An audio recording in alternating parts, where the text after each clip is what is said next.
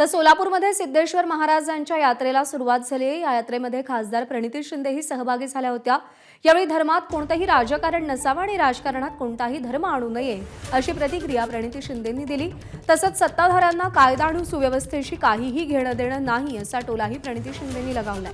बातचीत केली आहे आफ्ताब शेख यांनी।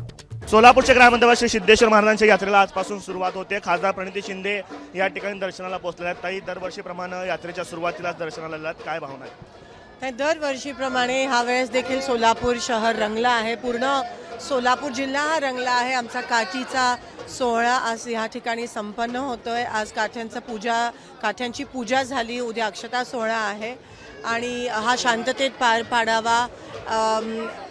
धर्मात कोणत्याही राजकारण नसावं आणि राजकारणात कोणत्याही कधीही धर्म नसावा, हे मला असं वाटतं मूळ आपल्याला पाळणं महत्त्वाचं आहे। कायदा सुव्यवस्थेबद्दल राज्यात अनेक प्रश्न निर्माण होत आहेत खूप अनेक प्रश्न निर्माण झाले आहेत।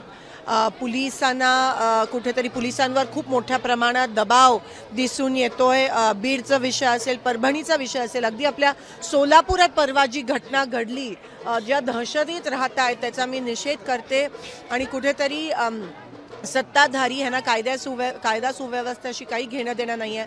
त्यांना फक्त सत्ता पाहिजे आणि त्याच्यातच ते हपापलेले दिसत आहेत। आज योजना पण ज्या अनाऊन्स केल्या त्या पण आता कुठेतरी बंद होण्याचं एक षडयंत्र आपल्याला सरकारकडून होताना दिसत आहे।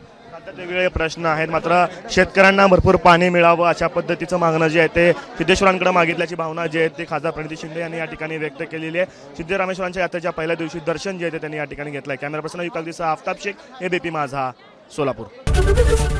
एबीपी माझा, उघडा डोळे बघा नीट।